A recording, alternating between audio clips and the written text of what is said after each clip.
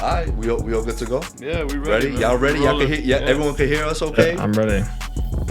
Perfect. All right. So what episode we on? Cheers. 180. If you got a drink, cheers to y'all. 185. Episode Cheers. 185. Yeah, 185. Yeah. We're here. Guys, welcome to episode 185 of the Chillin' with Villains podcast. And today we have a special guest, Meeko Gattuso. Welcome. He plays Mouse on HBO Original Euphoria. What's going on, my man? Thank you so much for coming. The Emmy winning show. Excuse me. Emmy winning show. Meeko, thanks a lot for coming on, man. Appreciate it, man. Thanks for having me. So, since you're chilling with villains, first things first order of business whenever we have a guest on, you have to have, it don't have to be now, it could be in the end of the podcast, but you have to come up with a villain name. It could most definitely be Mouse if you want, if you even consider Mouse a villain, but any kind of villainous alter ego that you find yourself kind of like, you know, leaning towards any form of pop culture.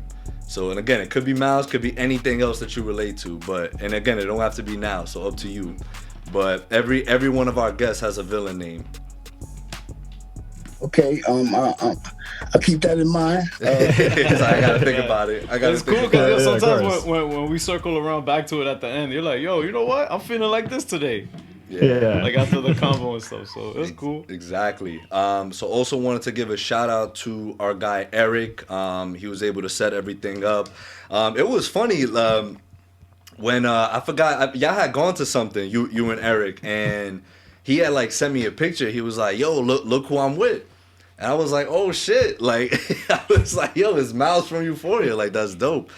And then I was like, "Yo, tell him if he want to come through to the podcast." And then like he did me that favor. So now here we are. So it's a kind of a funny story how it all unfolded. But yo, Meeko, tell us, man, like what is sort of give us a background. Like let the people know like where you come from. Like you know, just give us your story real quick. Yeah. My real name again is Sean Nicolano. I rarely use it, so that's probably be the last time you hear it. But I go by the name of Meeko Gattuso. I was born in Manhattan, Spanish Harlem, El Barrio, 115th Street, Lexington, Spanish Harlem, Johnson Projects. I was raised in the Bronx. Nice. Well, I was raised in Manhattan. I stuck to the Bronx because it gave me, you know, the Bronx is, you know, the home of hip hop. It was like everything was popping in the Bronx at the time. You know what I'm saying? When I moved to the Bronx, it was like I moved there at a young age, and you know, the electric boogie, the break dancing, the graffiti. Yes, it was very strong in the Bronx. So yeah, definitely, man. But you know, I still recognize Manhattan. You know, Spanish Harlem is, you know, home is where the heart is. But yeah. So Meeko Gattuso, and you know, I grew up and I fell for all the wrong traps growing up. You know, same shit. Yeah, but I don't know. Mm-hmm. No, go ahead. Yeah, go ahead, man. Oh no, I was just gonna ask you because you know, growing up in New York City, it's just like it's a different feel to it, isn't it? Like just growing up, being a New Yorker, like do you feel in a sense New York has sort of, you know, made you who you are today and like what you represent? Yeah, most definitely, man. New York is a beautiful place, man. It's just sad that, you know, at a young age I didn't get to appreciate, or you know, I just didn't appreciate, you know, everything that I appreciate now. You know what I'm saying? Definitely New York City is where it's at. It made me who I am. It's sad that, you know, I had to go through you know, my journey has been not an easy one, you know. It took, you know, it took a lot of fighting. I used to say that took a lot of blood, sweat, and tears, man, to get to, man. So, you know, it wasn't easy. Yeah, for sure, man. Like, I you know, obviously for me, you know, I was pretty much born and raised here in Mount Vernon, so not too far out from, you know, the Bronx. And like I could really say, you know, I've been privileged, like for sure, especially like growing up in New York. But I also have the mentality like, yo, if I could make it here, you really can just make it anywhere. I guess Frank Sinatra was right. Frank Sinatra was very much correct, man. Like, I don't know if everyone else feels that way, but I just feel whenever I travel or go elsewhere, like, there isn't a situation I can't, control or a situation I can't tackle because, like, I know where I come from. Like, I know where my upbringing is. It's also a different kind of swag you move with because, Meeko, me too. Like, I was born in Mount Sinai in Manhattan. I was raised a bit in the Heights, up in 170th Street in Amsterdam, and then I'm in the Bronx now, the east side of the Bronx, up in Parkchester. Shout out to Parkchester. You know what? Yeah, shout out to Parkchester shit. What's crazy is that you mentioned Mount Sinai. I was raised in Mount Sinai Hospital, man. Oh shit. Yeah, and what I mean literally raised because my mom's worked at Mount Sinai, and back then she didn't have enough money to get babysitters or she didn't she just didn't leave me with anybody unless it was family. So if family couldn't watch me, most likely with her in the hospital, and all her her co-workers, her boss didn't mind me. This young little kid running around like I'm over Mount Sinai Hospital, man. The elevator, the doctors knew me, the nurses knew me, the receptionist. So it was crazy. I knew where to get the vanilla wafers. I knew where you know everywhere in the kitchen and stuff and all that. You like the Jellos? Who ate all the Jellos? So, that was crazy. And that was the reason why, I was always in the hospital. And my mom's worked late hours. She worked from 3 to 12. So, by the time 12 o'clock, I was sleeping around like 9:30, 10 o'clock in the hospital. So I'm in one of those hospital beds, you know what I'm saying? And when she was ready to go, and then, wake me up, boom, jump in the cab, and we was back, back home. And we would do it the next day. You know what I'm saying? And always went to school because, I came out, she would pick me up, boom, and then we go to work. So that's how it was. And then Parkchester, my family moved to Parkchester when we were say in my teens. And Parkchester was like, we were the first Latinos. Like, this is facts because back in the days when Parkchester, families that would save their monies and, retire, they would move to Florida, Puerto Rico. And, those were like the two main places that, families would move to when, they retire and want to take their family, go buy a house or whatever. My stepfather, he was like, hey, man, fuck Florida, fuck Puerto Rico, man. You can stay right and we found a spot. It's called Parkchester, and it's like a little city, man. You know what I'm saying? Yeah, so, that's what it is. Yeah, it still is. And Parkchester went through its own shit. You know what I'm saying? As far as I was one of the individuals that I helped destroy Parkchester. Playing simple. You coming from the hood. From Spanish Harlem in the ghetto, you know what I'm saying? So we brought everything that we learned there to Parkchester. And mind you, there was nothing but white people there. Yeah, Irish and Italian people here. Yeah, so it was like we were the outsiders, you know what I'm saying? So it was like, growing up. And back then it would be the old people that really run shit because, they took over all the benches, they took over all, you know what I mean? So it was really, for them. So when we came in and they just figured like wondering how we got here, you know what I'm saying? Because back then, millions, you know what I'm saying? But that's what, the family that, my father, he saved his money and he was like, yo, we're going to get a condo over here, boom, and this is how we're going to rock, bam. And that was it. And, that was it, and everything that happened during those days in my time, that was, I could say negative, you know what I'm saying? Like, hanging out, chilling, doing. There was a lot of things that I don't even like to speak about that were in at the time. Like, it didn't not necessarily mean that, you was broke or you was. Because I ask myself that now, too, to this day. Like, why? How? How the fuck? That, you know what I mean? Because, we growing up in school, that was like, yo, it's hat season, it's coat season, sneakers. And what we meant by that, it was like, yo, you had a chance that your sneakers could get robbed. That's right. And there was a chance that on a day that if me and my friends and goons, we were acting stupid and we just didn't think with no sense, we was out there fucking trying, snatch coats and, and rob. And it was like, I did that, man. Yeah. And I remember, it's sad, but I remember, snatching lead patches, or for kids, there was a time when you used to wear leads and the patches that were on the back, we patched them off. And then, I don't remember, but I think that if you had a certain amount of patches that you maybe get a pair of jeans. I don't know. I never got to that point. But yeah, we snatched elite patches. So, we would go to other schools, you know what I'm saying?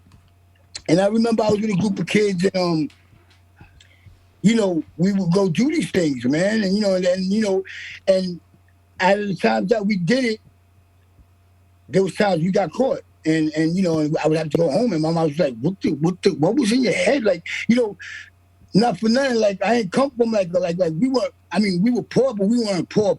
Like, like shit was crazy. Like, right. I had to go out there, rob somebody for their sneakers in order for me to have. It wasn't like that. For every school, every first day of school, I always had clothes. You know what I'm saying? And always, my mom bought me what I needed to have, so we didn't have to go do that. It was just that I was in at the time, and it was just like it was crazy. You know what I mean? I find it interesting that you sort of use the term like quote unquote ruined, Parkchester, but I also find it interesting because especially at that time, right? A lot of Italians, a lot of Irish there. Like us as Latinos and even like the black community, like we didn't have the opportunities, especially at that time, like to grow up the way that they did. You know what I mean? So it's like I don't think like especially your generation, like y'all didn't know any better. Like that's all y'all knew in terms of, that's why I find it interesting that you use the term like ruin, but it's not that. It's just that I feel like the Latinos and blacks at that time never had an equal chance to make it out the hood and be able to make as much money as the Irish, the Italians were making. And there was always, especially in this country, like there was always like a stigma against the blacks and Latinos at the time. Yeah, but luckily growing up where we grew up, we also have our parents kind of like, especially first generation, like Meeko. I don't know if so. You Boricua?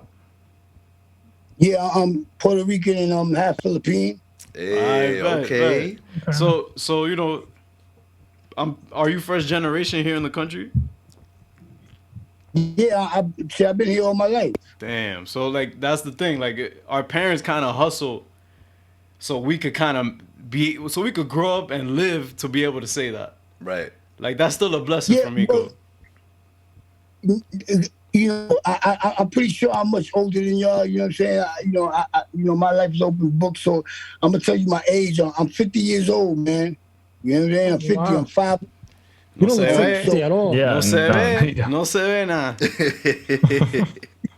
Thank you, man. I appreciate it. But growing up, man, looking back is like, when I say ruined, how can I say this? Like, I get it, you know what I'm saying?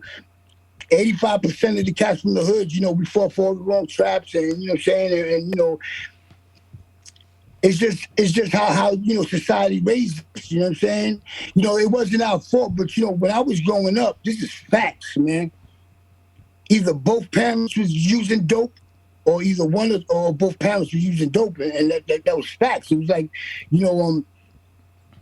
that was the how you say epidemic of that time. That time for sure.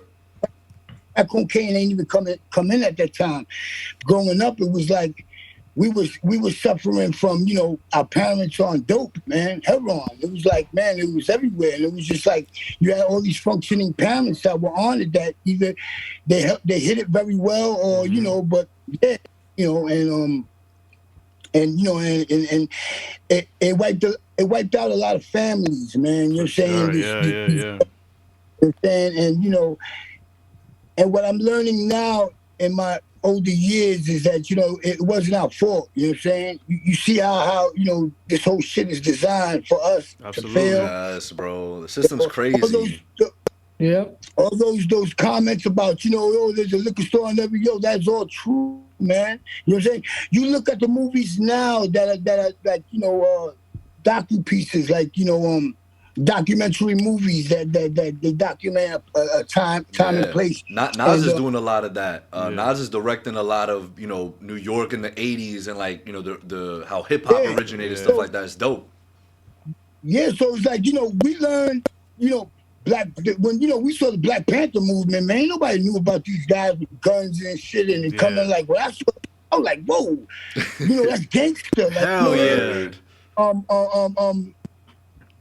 And it showed us, and it told us, show, you know, in the movie, like, you know what I'm saying, it's there, like, you know, these are people, it's facts that, you know, the government were in cahoots with, you know, getting cash from the hood. Yo, we want you to sell these drugs because it's crazy because I was a Ronald Reagan fan. You know what I'm saying? Like, you know, growing up, I liked Ronald Reagan. You know what I mean? Until, you know, I understood, you know, politics and started realizing, damn, this motherfucker, you know, they had this thing, just say no, man, and you the one bringing, you know, you were the one in cahoots with the Contra. He was the biggest pusher in the country. Yo, he was pushing P. Ronald Reagan was legit poisoning all the you know, all the black and brown communities across the country. Like, there's legit a movie about it, like about how like the CIA was in cahoots with, you know, with the cartel to bring in dope and distribute it. Same deal with guns. It wasn't just dope; it was guns too. So like, either way, it's almost like it's a losing game, but still we have people who make it out somehow. Yeah, and that's, exactly. Yeah. So now, when I tell you, man,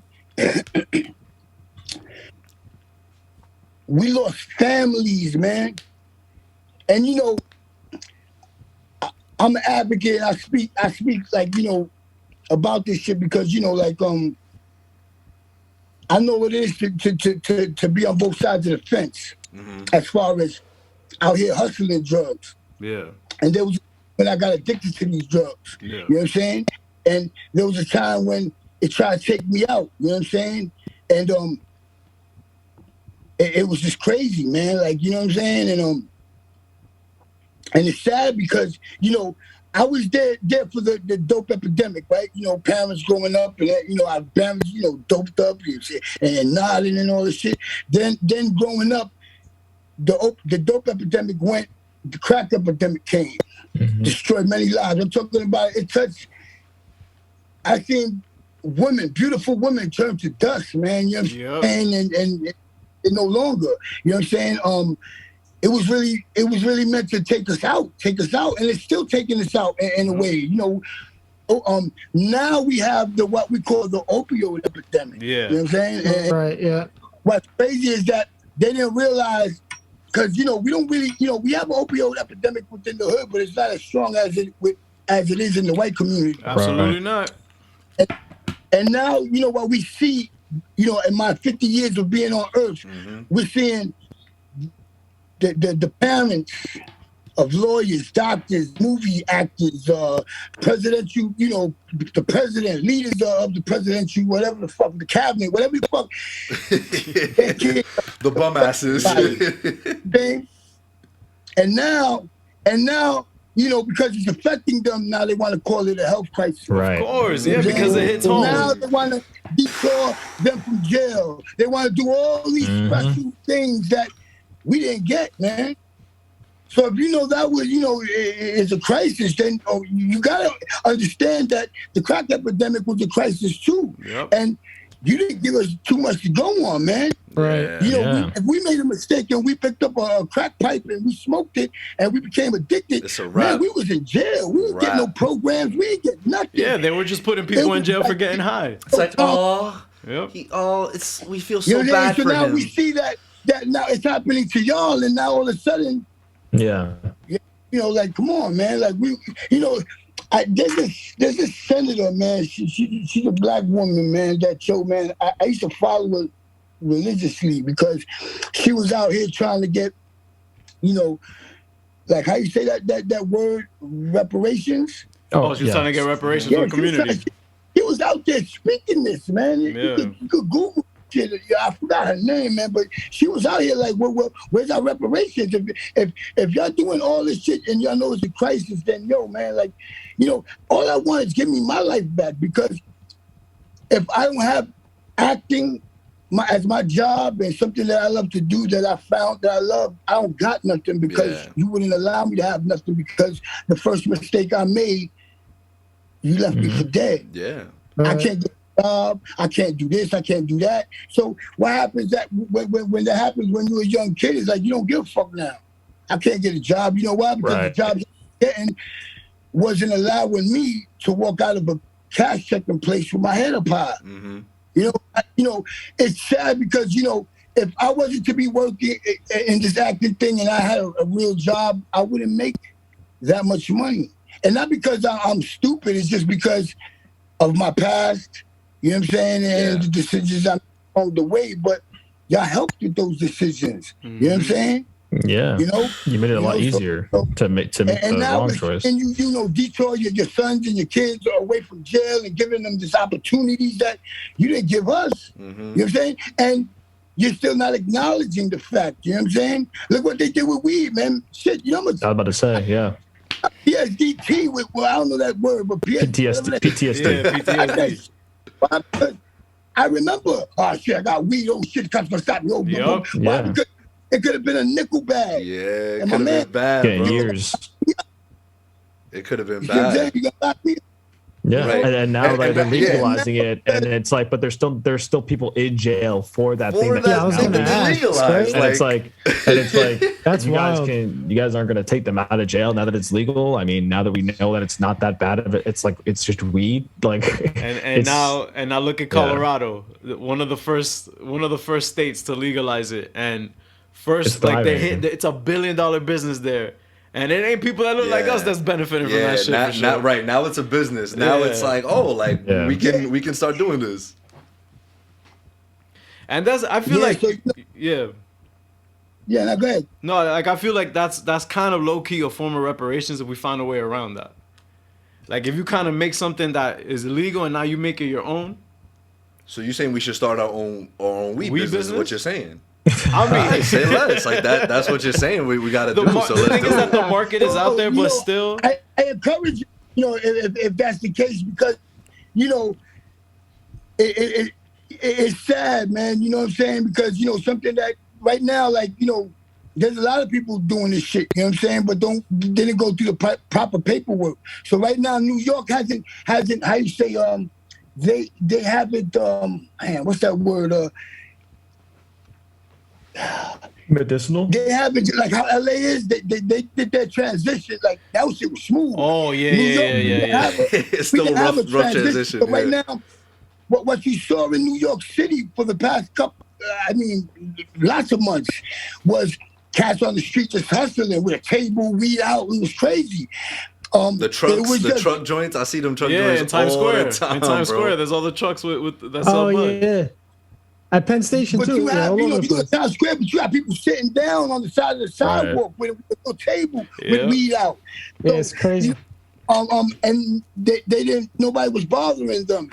But you don't see them no more. It was like what, a week and a half ago. You don't see them no more. Party's over. Yep. Not now. Because one day I said, damn, where's everybody at? And I told him, I said, I told the cop, I said, hey, man, guess the party's over. He looked at me and said, yeah, man, party's over.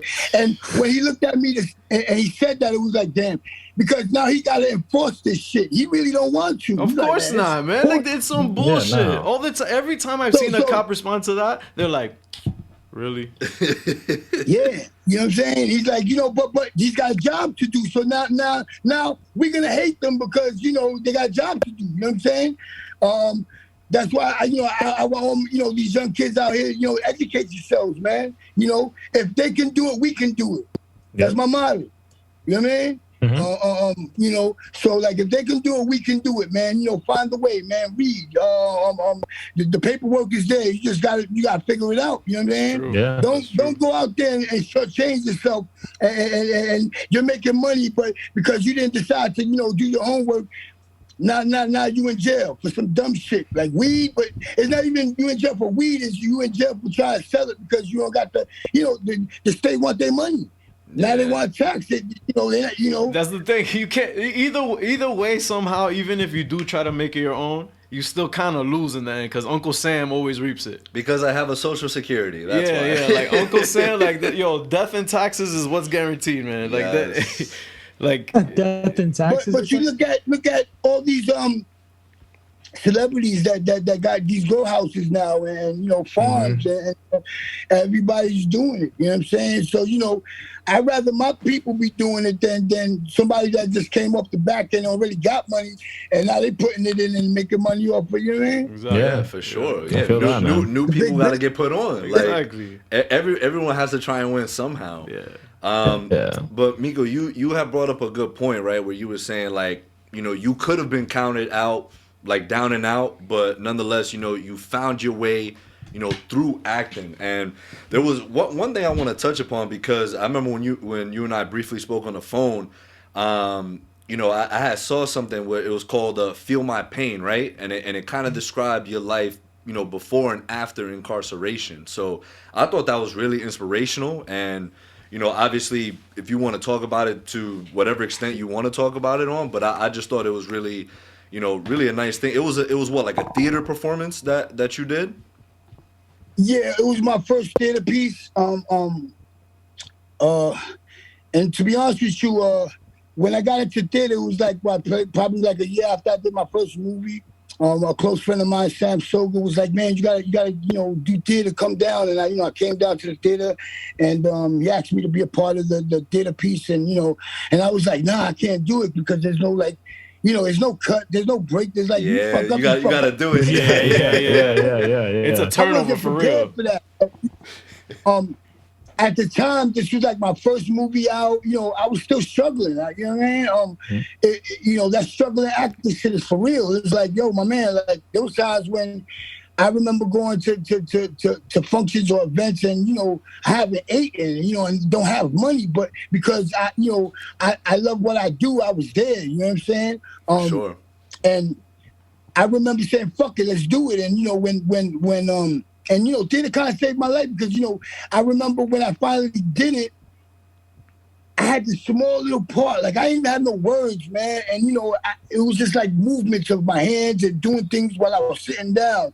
And I felt eyes on me, but the show wasn't about me. But after the show, I got up and everybody was coming up to me like, "Wow, amazing, or great, you was excellent." I'm like, I ain't even do shit.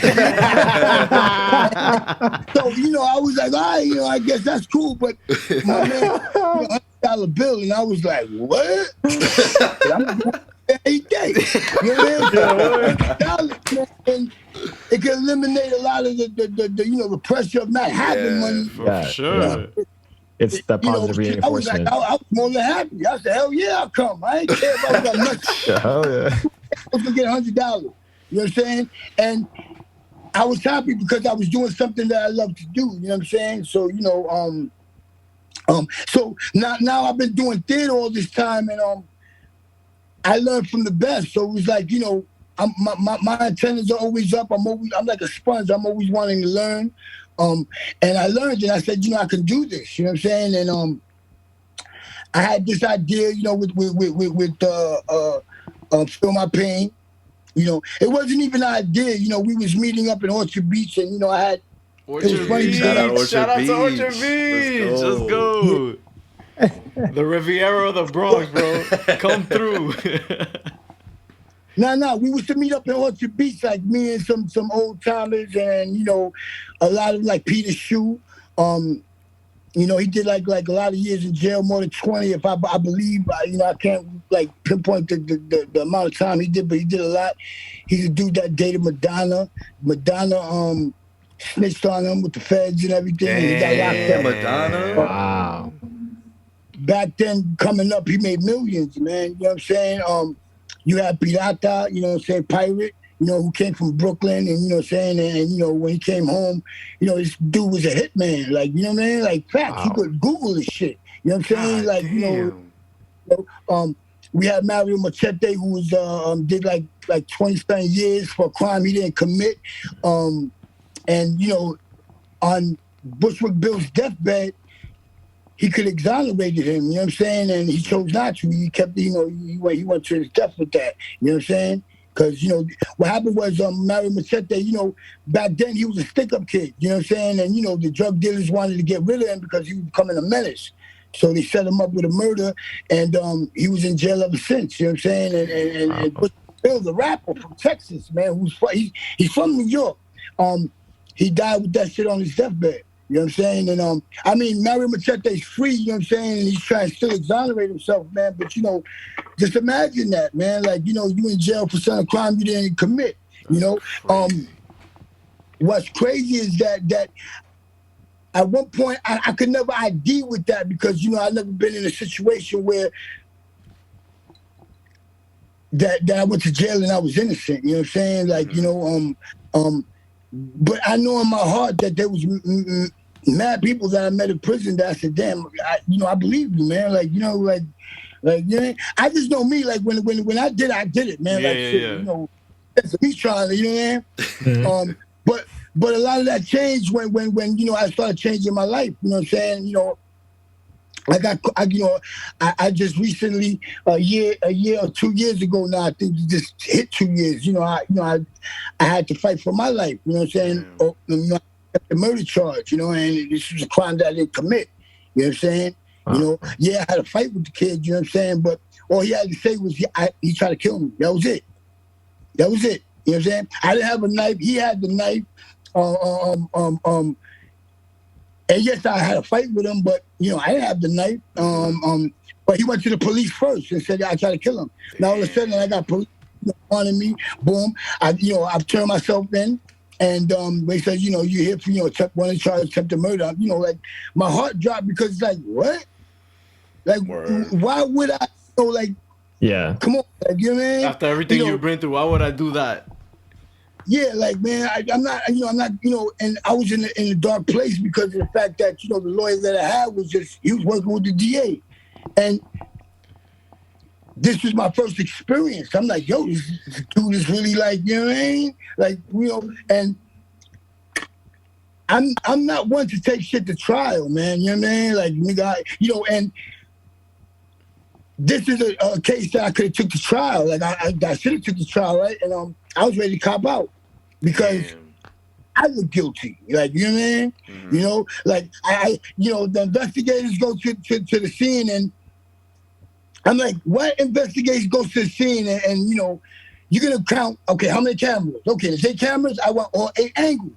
Why would you come back with one angle and that angle is with me with the knife in my hand? Like, come on. Like, it was just like it didn't take a rocket scientist, and it's sad because I saw right through it. You know what I'm saying? And I'm like, man, what? So, and I still was gonna cop out. I was like, man, I already cop out because if I lose, they're gonna hit me with them. Like, even worse, yeah. When you go to trial, and if you lose, they're gonna give you the maximum. Damn. So that's why they try to give you a deal. They say, here, you know, we can do a deal. You can do 2 years and you be out by 1 year. And if you don't take it and you take it to trial, you get the boom, max. and you lose. That's like 8-10 years. That's fucked up. It's crazy. That is wild. So I had a decision to make. I'm like, man, you know, and I understood that. I said, if I lose, I could be innocent and lose and be in jail, man. And, you know, and a lot of my friends, you know, understand, like, you know, especially a lot of my white friends was like, no, but you're innocent, you can't. And I said, I understand that, but it doesn't matter, man. Yeah, the jury already decided, man. Meeko, I promise you, you're good. Yeah. You're good. So it was like, man, I didn't know. So I was ready to cop out, and I told my lawyer, I said, you know what, you know, tell the judge, you know, I'm gonna cop out, but let me get my affairs in order. All right? I mean, I've seen so many people get that. Okay, yeah, you know, the judge gave me 2 weeks to get my affairs in order. Boom. They didn't want to give me no time. They didn't want. They was like, no, we're not gonna give you that. And I was like, what? What the hell? What can you do? You can't do shit for me. You know what? deals off the table, and I walked out that motherfucker. But I walked out that motherfucker not knowing what my future holds. Now I ain't got a lawyer now. How I'm gonna do this? But you know, when you come to a time in your life when you want to change your life and you want to do better, and you want your kids to see you do better, and you want to do better for your kids and just for your future, and you have God on your side, man. God's gonna make a way, man. And you know, I got the best lawyer in New York State. You know what I'm saying? Paul Preston. That's Khalid Brother lawyer. like you can't in that, man. Oh the same my dude God. Wow. that got him millions was defending me. God bless, bro. That's great. Yeah, and you know, he believed me. My lawyer didn't even believe me. He believed me. He says, yo, what I see, you know, because usually, you know, I defend cats that really guilty, you know what I'm saying? And I get them off and boom, you know, I get paid good money. But, you know, I didn't have that type of, he wanted 20,000 to fucking, you know, retain him. I have that. But I was like, okay, no problem. You know what I mean? We gave him the 7,000 that my sister actually really came up with. And damn, sis came up clutch. And, we gave it to him, and then I said we'll figure it out later. You know what I mean? Right. And because I walk a righteous path now. There's no trying to cut corners. I want to do shit right. If I gotta go to jail for fighting this kid, then no problem, because I did fight him. I'll go to jail and fight him. I will have no problem with that. But I'm not going to jail. You know, nah, it ain't happening. For attempted murder, that's crazy. Yeah, so he was like, you know, I remember when it came time, I was like, okay, you know, this money shit, you know, like, you know, we short here. And I told him, hey, listen, man, I ain't got the money, man, but, you know, I work for you. Like, you know what I'm saying? He already knew, like, he must already knew that I have the money, but he was like, don't worry about it. Who says that? Don't worry about it. Damn. He said, don't worry about it. You know why? He said, I believe you. Keep doing what you're doing. You know what I'm saying? And that's all I ask. That's my payment, that you can continue doing what you're doing and be bigger than what you know, like at that time I had like two films and a short, two features and 2 short films. That's it. And look where I'm at now. Like, you know, I'm paying my debt, man. You know what I'm saying? Not only to him, but to God too. You know what I mean? Because, you know, when I say, you know, my journey has been hell and back, that's facts. You know what I'm saying? Nobody. If you were to ask anybody right now, where you see Meeko Gattuso in 10 years, 5 years, they would have told you, man, locked up, strung out, or dead. That's fact. And you know what I'm saying? And, you know, for me to be able to say, yeah, I'm on HBO Max right now, like, crazy. That's wild. On an Emmy award-winning show. And they just can't believe, like, how the fuck? Yeah. You know why? Because if they can, you can. That's why. Yo, yes, sir. You can do whatever. Yo, listen. I'm a firm believer, man. You know that you know there's no excuse, man. You know, and I get, you know, we're hit with a lot of fucking hardships, and you know, with all this shit that, you know, the hood is designed to keep us down. That's all true. But yo, my man, if you want out, you gonna get out. That's true. It's how bad you want it. I think. You know what I'm saying? So if you're showing me half-assed because you like it there, you know what I mean? And you know, and there's nothing wrong with that. You know what I'm saying? You just gotta find your place. I found my place. I found that this is what I want to do. Like, you know what I'm saying? So you know, but you gotta walk the walk and talk the talk too, man. Absolutely. Don't think they can hand it to me now, man. You know, I had to work 20 times harder than the average actor. You know what I mean? So where did that come from? Like, where did your passion for like film and when did you realize, like, yo, like, I can do this, like, I could be an actor, I love acting, like, this is what I want to do for the rest of my life? Well, since I was a kid, I always knew that I wanted to do something, rap, sing, you know, it didn't matter. I just wanted to be a part of the entertainment world. It's just sad because 90% of the kids in the hood that want to do these things really don't believe that it could happen. Of course not, because of the system and how it works. Yeah. And they never see themselves. So when you got a kid and you tell them, hey man, you want to be an actor, the first thing that comes to mind is like, that's 1 in a million. Like, go to school. It's not realistic.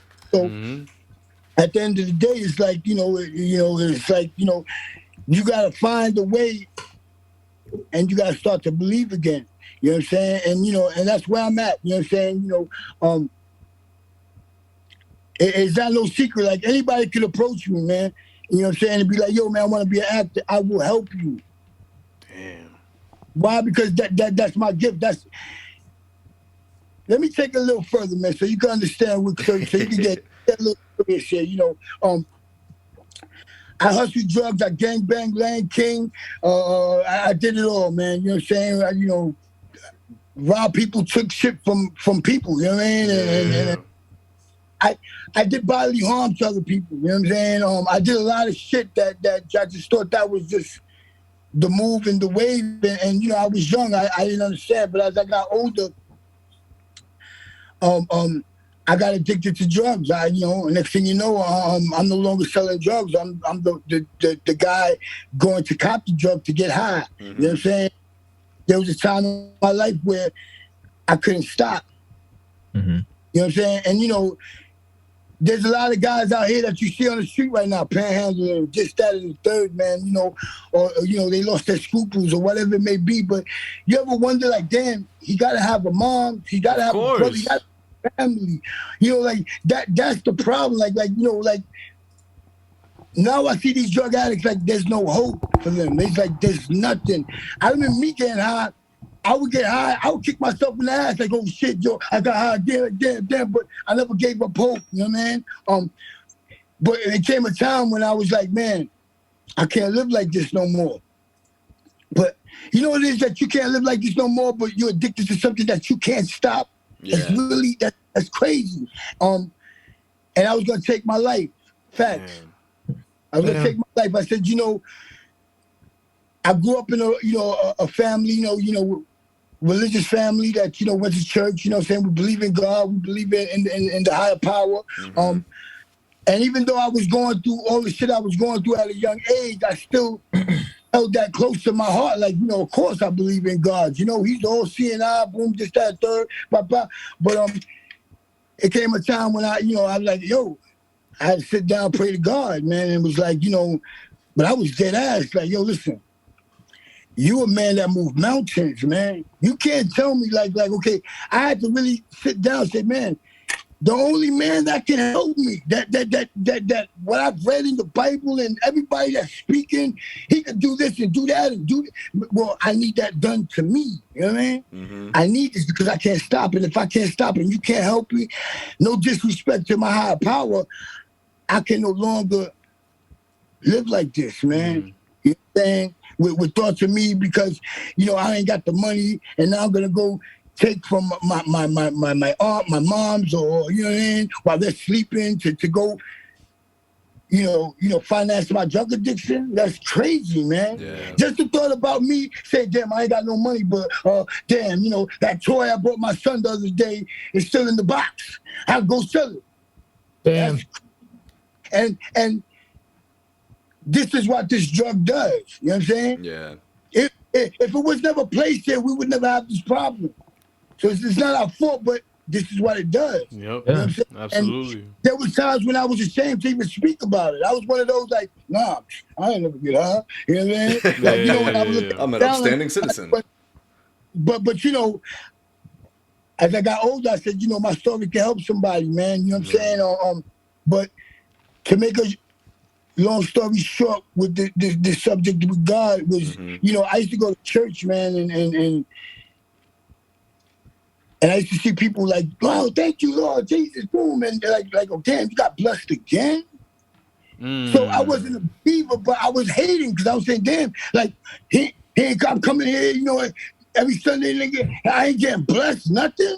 Like, so it was hard for me to believe, but I had to go and experience it for myself in order to understand that, so I experienced this, God, the day that before I would kill myself, I asked God, I said, listen, man, you move mountains. Like, you can snap your finger and all of this will be gone. You know what I mean? And I went on to keep praying, and, it wasn't a voice, but it was like something that I knew. It was like, well, if I do this, what are you going to do for me? You know You know what I mean? Yeah. And I remember saying, man, I'm gonna be a better father, man. Just do it, and man, I'm gonna show you. You know what I mean? Yeah. You know, so there's a lot of people out here that because we was talking about it the other day. It was like, there was this rapper, and he was like, I do this for love. You know what I'm saying? It's really about no money. Well, then, you gotta change your whole perspective, man, because you know what I'm saying. You gotta somehow, some way find your formula. If you decide to do rap, you gotta make money off of it. You know what I'm saying? Of course, yeah, it's still a business. So a lot of people say, yeah, niggas is bullshitting. I can't say if he's bullshitting or not, whether, you know what I mean? Because, he might not get it. He might still be doing rap and not make no money. I don't know. But for me, I didn't ask God for money. I asked God to take this shit away from me, man. I worry about that shit, you know what I mean? Yeah. I worry about making money. All I need for him to do is take away this addiction. Yeah. You know what I'm saying? I worry about how I feed my kids. Yeah. I worry about how I support my family. You know what I'm saying? Because that's a man's right. You gotta be a man and do things like that. So, and if that wasn't gonna happen, I was gonna take my life. Mm-hmm. So I went to sleep. I woke up the next day. I didn't get high. I can't explain it. I'm not gonna even go into it. Damn. And I remember because and my antennas are I'm sharp when it comes to the spiritual shit. And it's crazy because I'm not a religious fanatic. Sometimes I ask God, why me? You know what I'm saying? He's but why not you? You know what I mean? Yeah. And I remember God will give you a test, right? Listen closely, man. God will give you a test, and then he will give you another test just to see if you fuck up the first test. Bro, it ain't that the truth? I'm like, shit, I like, damn, that's bananas. Like, this is a dude that woke up, and the first thing I want was an early wake up. You know what I mean? And now I'm like, I ain't get high. So, okay, boom. So now, out of nowhere, I said, let me check my food stamp card. I check it's 1,200. Come on, man. God did. The average addict out there, 1,200. All that shit is out the window, nigga. Let's go. You know what I'm saying? And I said, and then I knew, I said, damn, I got 1,200. Like, says that right? Like, so I was like, damn. So that money was there to see whether I was for real or not, man. That was the second test. Yeah, so I was like, man, you know what? God's like, what you gonna do with it? What you gonna do with it? I got some cash. I went and got my son. I got a haircut. I was skinny. I ain't give a fuck. But I got my son. And I remember just being with him and like him being so happy and so joyous. Like he didn't care. Like, man, with my father. Like, you know what I mean? And we didn't do nothing really extravagant, but just me walking down the block with him was everything. And I said, damn, man, like, I've been asleep too long, man. You know what I mean? And I'm missing birthdays, I'm missing Christmases, I'm missing family moments, and I started to realize, like, yo, man, this is it. This is the last chance I'm gonna get after all the chances that he gave me, and every time I cut his hand off. So I started bugging because it was like, okay, now I'm a week in. And I didn't know where I was going, what I was gonna do, and I remember my family was like, okay, we got together and was like, what's the weak points, what's the strong points, and at one point I was like, man, maybe I'll be a taxi driver, maybe I could do this, maybe I could do that, but I wanted to do something that I was able to support my family and I could walk out of Cassie Place with my head up high, and I remember I didn't really have a clue. So I said, give me a day or two, and think about it. And when I came back, I said, you know what? I want to be an actor, And not that they laughed in a mean way. They're just like, come on, man. Like, you know what I'm saying? Like, you ain't got no connect, no door. Nobody's opening the door to hold it open for you. Nothing. And I got God, though. I got God. And I started to believe because at the time I had a job, and one of my brothers one of my King brothers got me a job working in construction. You know what I'm saying? And I loved the money. It was like $4,000. Like, shit, I could do this shit. Construction definitely got money involved. I was still rugged, from changing my life. I was in the process of, you're not gonna decide to change your life and it's just gonna happen overnight. You know what I'm saying? Yeah, it's a process. So, like they were paying me on Thursday. I was like, so I didn't come on Friday. Like, like niggas can't pay me on Thursday and think I'm gonna come in on Friday. It's not happening. That's how ignorant I was at the time. Like, and didn't think nothing would happen. Like, and I was blessed because these guys that hired me, they really cared. Like, they really wanted to see me do well and everything. So they always kept chances, man. But it wasn't for me. You know what I'm saying? And to really come to a decision and say, okay, man, this is not for me, man.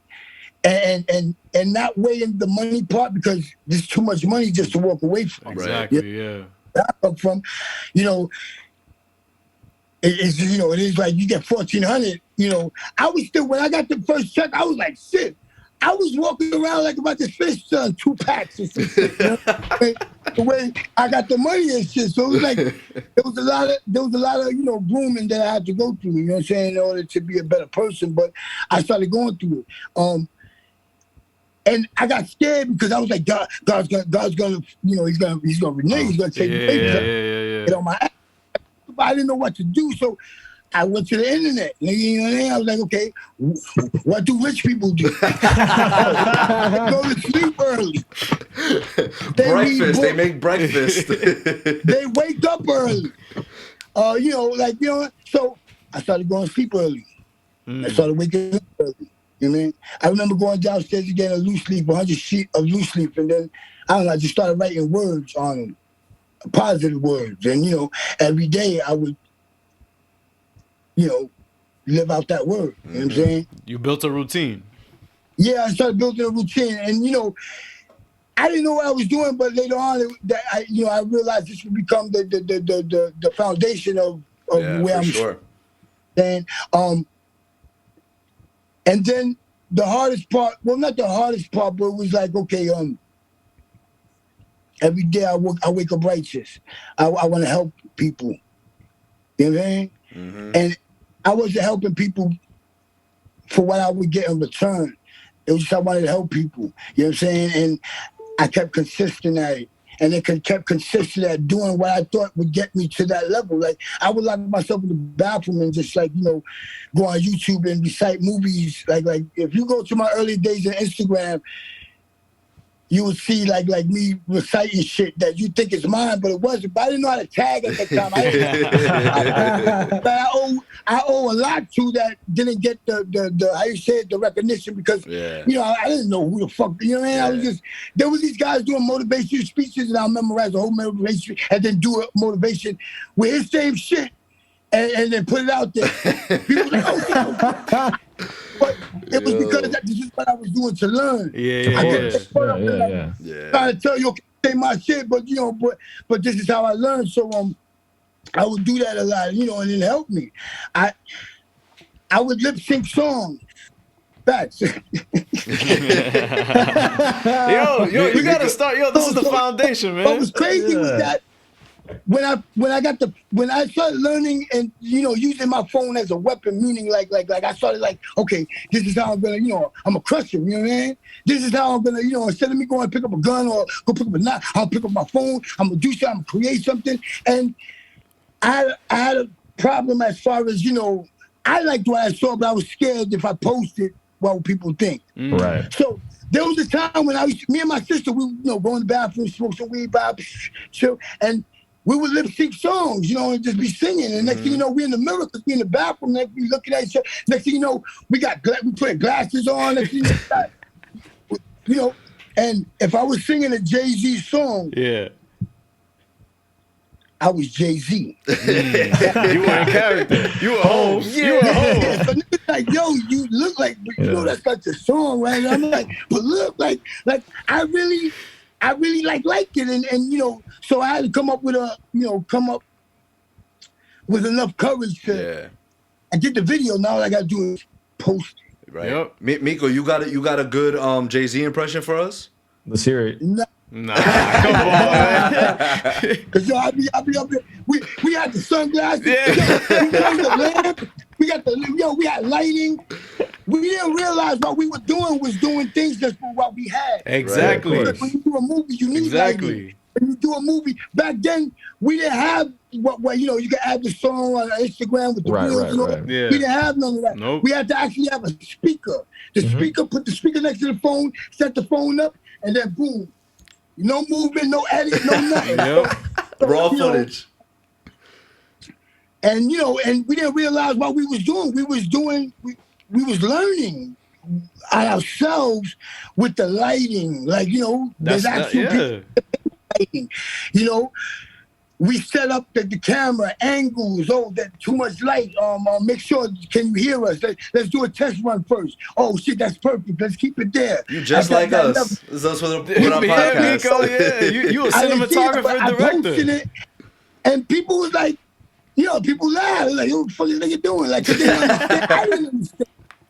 But, you know, I realized this was going to be the beginning of my foundation. You know what I'm saying? Yeah, man. And you know, everybody that laughed at me now, everybody wants to try to get in the video. You know what I mean? Yeah, You know hold what's on. crazy is that me doing that, I reached so many people in the hood that was like, man, fuck it, if he could do that shit. Because there were people secretly saying, shit, I could do that too. Yeah, Of for course, sure. man. And it were goons, niggas that been in jail, came home after doing 15, 20 Doing years. TikToks. Doing I got TikToks. cats on video like, yeah, what up, like, not us.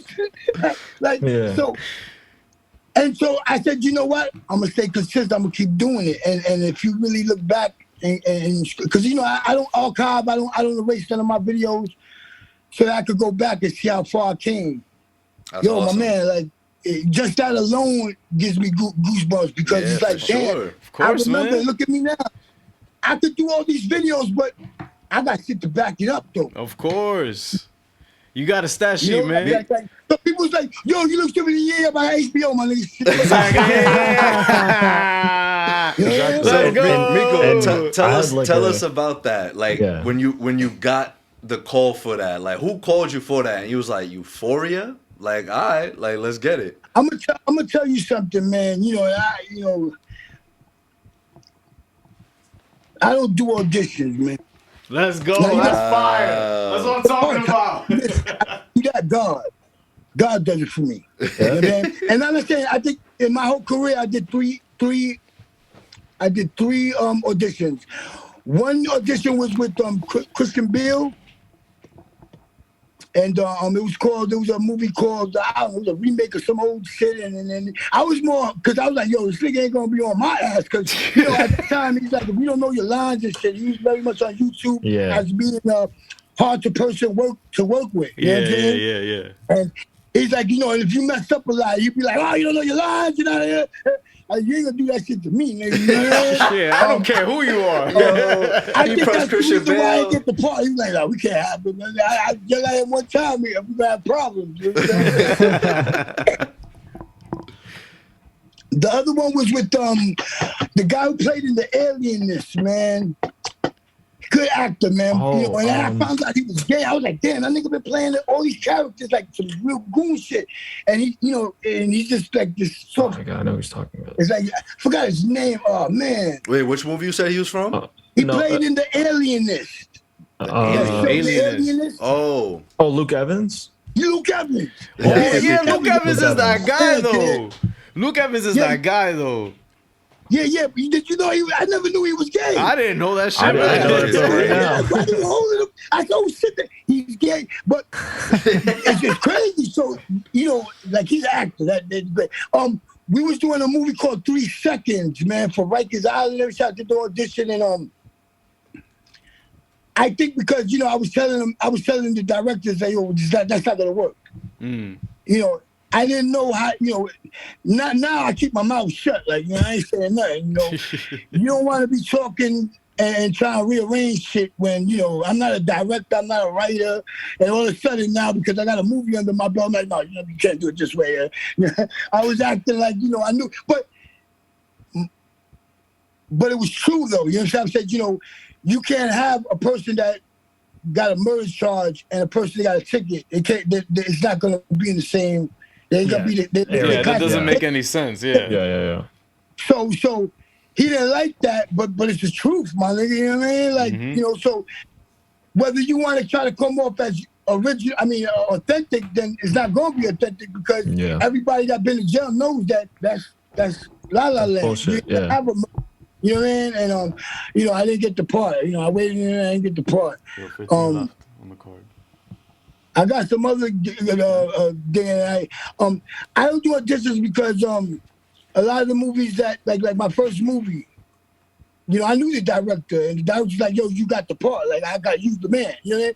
But they were still doing auditions. Like, they still were going through the process, and that kind of bothered me. I'm like, why are you wasting people's time? You don't know whether this person had to fucking take off work. That's you know what I'm true. saying? Come from Jersey to New York to come do this, to get babysitters, and he's not getting the part. Yeah. If you already get, you know what I mean? So then for Euphoria, you didn't even audition? I did, but He's like, he said there's only 3. Yeah, There's only that's 3. true. You know, I was doing that for nothing. They stressed me out for nothing because Sam Levinson, the writer and director of Euphoria, was like, one day they were in the conference, and you know, this is a story I got, and he was like, yo, man, we need a character for Mouse. You know, we need somebody that's gonna play Mouse. But man, I seen this movie called Give Me the Loot, and there was this guy on it, man. He was heavily tattooed, and man, if I could only get this guy, man, if I knew, man, he would be perfect for this movie. It just so happened that the casting director of Give Me the Loot was there. Was like, man, hey, I might not be able to get him, but I could get somebody that can get him, and that's how that works. So when JV8 came, you know, and they had, you know, all this shit, and it was like, oh, we got all these people, you know, and I was at a point where it was like, well, if I don't get it, at least I know I got something. You know what I'm saying? Because I came this far. You got a shot. You got a shot. You know what I mean? So I was like, you know, my attitude was, okay, I'm not gonna be mad if I don't get it. I'm gonna still be happy because I came this far. That means, you know, people see something in me. But I got it, and you know, and I was like, oh shit, and I jumped up, and they thought I was a mental patient in the street. I was on my knees. I was like, oh shit. But people don't realize too. Check this shit out, like, you know, and I'm not putting no shade on HBO, man. HBO, that's family. They were scared. They didn't know. They said, okay, we got this guy, but we don't really know who this guy is. Exactly. Yeah, they were still being wary about it. Scared. Now they like realize, okay, we wanted him, but now we're looking a little closer. This looks like these real tattoos. You know what I mean? You know, I got that. Oh, this is a real dude. Anybody that's watched documentaries automatically could see the tattoos on my face and know that I'm part of a gang. So, you know, they were scared. And at one point, they was trying to actually like political red tape me, man. And, you know, where Mouse, it would have been me because they were just trying to like, okay, we can't do this. You know what I'm saying? I'm not. And again, I'm not throwing shade at HBO. No, it's just they were playing the game. They were playing the game. Of course. If I was on this, and if I was in their shoes, I'd be doing the same thing. Like, wait, we don't know these guys. Like, what the fuck? Like, you know what I mean? No. Let's be safe. Right. You know what I'm saying? Sorry. So, you know what I mean? So,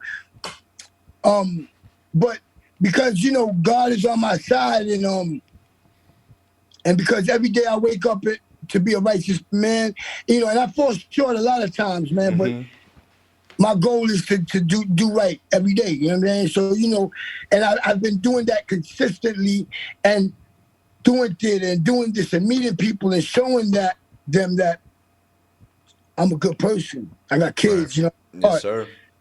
I'm not, you know what I'm saying? Don't judge a book by its cover, man. You know what I'm saying? Like, you know, I come from a loving family, you know what I'm saying? I want the best for me. I'm sorry that my young kids, I made wrong decisions, but I'm here now, you know, and I made a lot of people comfortable that they could work with me. You know what I'm saying? You know, you got to be transparent when it comes to this shit. So when I was going through it, everybody came to my aid. Everybody. You know what I'm saying? You know, they was on my side, and you know, and it was like, damn, he's getting a lot of people coming in, you know, actors that are coming in, like, you know what I mean? And saying, you know, and they gave me a shot without, you know, running a background check. Because if they ran a background check, it would have been over. Yeah, it would have been over, yeah. Yeah. You know, and you know, another thing I just want to tell you, man, shout out to Paul Preston, man, my lawyer, man. You know, listen, I'm talking to HBO. Like, I don't really know what the fuck, you know, like I'm not a person that's gonna how you say that, negotiate. And, Yeah, you're not here to negotiate. All the people that I work with, you know, Adam Leon. You know, he's the main dude. That was the first movie I ever made. I said, hey, listen, I got a problem, HBO people, no problem, man. And boom, we going through it. You know what I'm saying? And we were hitting brick walls because we was like, man, how can we do this where we can save this, where we don't lose it? And, you know, I called my lawyer. No problem, I got you. Pop. No money, no nothing.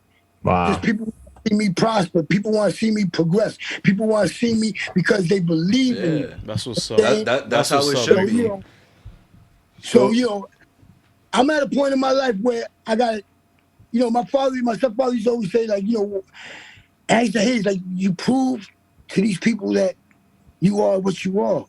It's not fair. I always prove to them. And I watch a lot of these young kids, like, why you proving to them that you are this way? You know, like we can't, you know. You're proving their stereotypes right. Like, yeah. So I'm always here, you know, I'm push the envelope and you know, I'm gonna prove to everybody. Not just, you know, white people and people in, you know, in power. I'm proving to everybody, like, yo, man, like, you know, I'm not crying about it. I'm gonna do it. I'm gonna show it. That's what's up, Meeko. Consistency alone from one movie to the next movie, and not for nothing, my first movie is 5 stars, man. That's worldwide. Second movie, we won 2016 Audience Award Tribeca. That's what's up. You know what I'm saying? I had 2 movies play at the White House simultaneously. Wow. One on the we won the March on Washington Film Festival for the Stop and Frisk short film that we did. That was the first to be accepted, and you know, the president watching it at the White House, man. Damn. A week later, we was at the Metrograph premiering Seventh Fire documentary about Indian gang life on the reservations. And my director said, hey, yo, listen, they picked 5 more movies and we're one of them. So I'm like, what? That means I got 2 movies playing at the house? Everything that I was a part of was prestigious. It's just, you know what I'm saying? Yeah. And then I kept on. You know, it is what it is, man. You know? Meeko, man, to conclude, yo, you have our full support. Like, we want to see you prosper, dude. Like, yes, you know, sir. that's one of the reasons I want to have you on to begin with, just because obviously, you know, like Eric had done us the favor regardless of introducing, but nonetheless, I was like, yo, this dude definitely has a story to tell. Like, we want to hear it. We want to have you tell other people your story as well, because it's nothing short of amazing, man. So, you know, kudos to you. Kudos to you. We want to continue see you go in the right direction for sure. Like, we want to continue to see you be in these, you know, shows and films that we all love and watch. And yeah, man, forever a friend of the Chillin' with Villains podcast. For That's sure, what man. you are Like, now. de verdad, like, hey, you make me proud, man. Like, legit. Appreciate that, man. Thank you, man. And I just only touched the tip of the iceberg, man. Of course, man. There's so much more, Meeko. Yo, that's what's up. Yeah, man. I remember seeing you twice. I remember, like, you walked right by me. I was walking in Parkchester one day. I was walking back from work. I just had my scrubs on because I work in a hospital now. Like, see how I come full circle? Like, born in a hospital, work in a hospital, man. That's a beautiful thing, man. It was crazy because when Eric, I could be places and, you know, people like not that they're intimidated, it's just like, they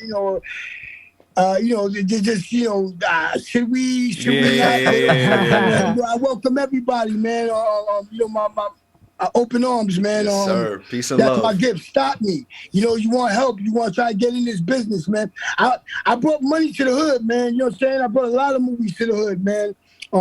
Actually doing the movies coming up when I come back from LA because I'm going out LA in another couple of days. Let's go. I bet. Finish filming this movie House of Dolls, man, and that's with D. Wallace. All She right. played Word? E.T., Cujo, Scanners, Big. So That's what's up, man. I'm shooting my own movie. It's called The Struggle, about 5 women who live in a tenement building and and their lives intertwine with one another, and everybody suffers from something that the hood robbed from them. You know what I'm saying? Yeah. That's what's up. They overcame with little triumphs. You know what I'm saying? That woman who was addicted to drugs, it wasn't nothing major triumph, but it was she took herself to a fucking program. Right. You know what I'm saying? It's people that ID with shit like that. You know what I'm saying? So, it's gonna be I like to deal with pain and struggle and in my films. So look out for that. Awesome, man. We For definitely sure, will. Right now, in the meantime, man, you can watch I'm not sure if we out the movie theater, but Queen of Glory is in movie theaters. Yeah, I seen If that. not, you can watch I ain't watched the movie. I saw the trailer though. Yeah, crazy. Yo, listen, my best work. Yeah. Yeah. All right. So we're gonna check it out, and then Yeah. I'm gonna text you, let you know how it is. All right. And before we let you go, did you get your villain name? Do you know what it is? Did you think about it? I don't know what villain, man. Nah, cause man, like he's like he. I feel like He's after yo, the story I'm not. today, He's like, I'm not feeling villainous. I'm a hero. Anybody their name? Okay, give me a name. All right. How about Mouse? You like Mouse? Mouse is good. You know what I'm saying? Because it gets me everywhere. But I am Mouse. You know what I'm saying? I don't know. Nah, but you're not the villain of this story. You the hero. for sure, man. Like you're the first hero on the pod. You the first. Yeah, there you go. You the first hero on the pod. Let's go. Meeko. There you. That's it. That's your hero name. Meeko. That's it. The first hero on the Meeko, pod, that's your Meeko. name. So Meeko, That's it. anything you want to leave off with, anything you want to tell the world, you got them right now. Yo, this is a message to the kids in the hood, man. Stop the violence, man. It's nonsense. Whatever you put your mind to, man, you could accomplish, you could achieve, man. You just gotta believe, man. And once you believe, man, I'm telling you, man, there ain't no turning back, man. One more thing I wanted to say was that don't let the hood rob you of God's gift. Because everybody got a gift. You just gotta find it. You know what I'm saying? And don't jump the gun. Don't, self-sabotage, man. That's the number one disease in the hood. You know what I'm saying? Like, we want to build, I used to build up this glass house all the time. I get to the last brick and I go get a sledgehammer and I break it down. You know what I'm saying? And, that's disease, man. And that's because, we don't believe in, somewhere along the line in us, we just scared of success. And, people used to tell me, I used to be like, you bugging, I was scared. I wanted. It's a silent killer, man. You might not even be aware that you're doing this shit, man. Right. Yeah. Be conscious, man, you know what I'm saying? Of everything, you know what I'm saying, around you, man, Yes, sir. You can do it, man, all right? Meeko, appreciate Thank you, you, man. brother. You have a Thank good you, man. night, and you're welcome anytime. Yeah, man. Friend of the anytime. show, man. Forever. We gotta do a part 2, my nigga. Yes, sir. Let's go. Yes, sir. De lo mío Let's go. personal. Sounds good, man. Thank Yo, you, man. take care. All Appreciate right, it. my brother, thank you, man. I appreciate the love, man, and keep doing your thing, man. Sounds good. Thank You you, too. man. Out of sight, amazing, all that, We man. will. Look like the purpose. Yes, sir. Shout out to Thank New you. York. That's it. We out. Dope shit.